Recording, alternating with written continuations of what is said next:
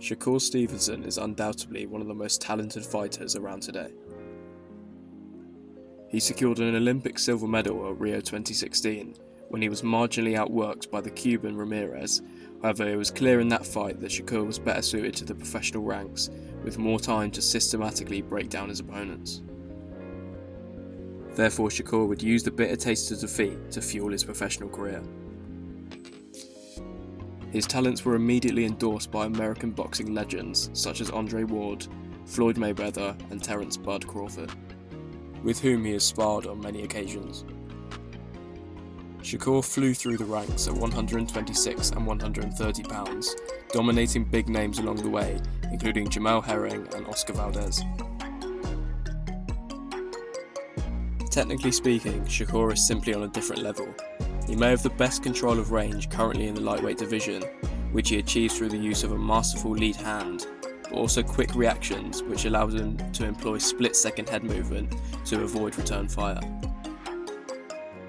But the most impressive part of his game for me is his subtle footwork, often only taking a small step or half a step back to avoid punches, before bouncing back in with well-timed counter-punches.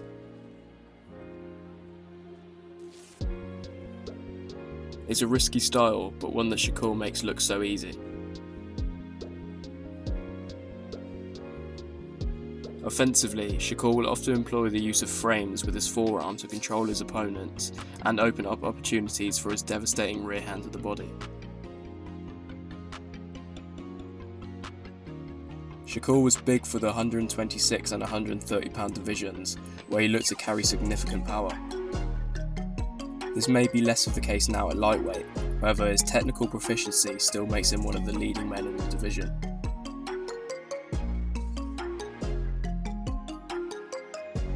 In his last couple of fights, Shakur has been accused of being boring.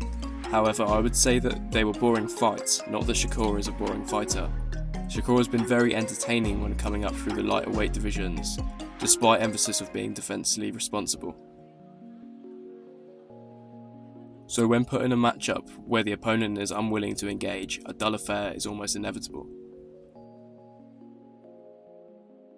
This also came at a time when Shakur's relationship with top-ranked promotions seemed to be breaking down, so he may have simply not been as invested in those fights as he had been previously.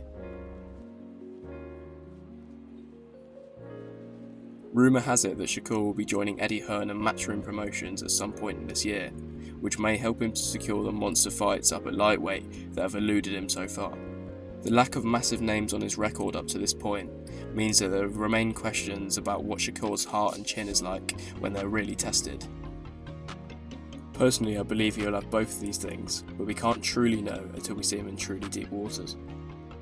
And a man guaranteed to bring him into those deep waters will be Gervonta "Tank" Davis, as I spoke about in my last video. The KO artist is just as technically sound as he is powerful, and as a result he is widely regarded as the man to beat at lightweight. And with the Lomachenko fight out of the question for now, Shakur may be the southpaw master to take over the Ukrainian's mantle and give Tank his toughest fight of his career to date. Rumours of a bout for November 23rd have been hotting up, and this would undoubtedly be one of the biggest fights in boxing. The two domestic rivals hold the WBA and WBC straps respectively.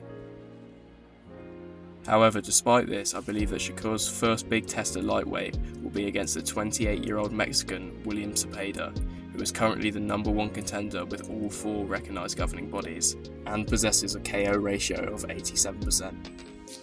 Should Shakur come through this fight, I believe him versus Tank Davis will then become one of the biggest fights of 2025 and will be very difficult to call the result.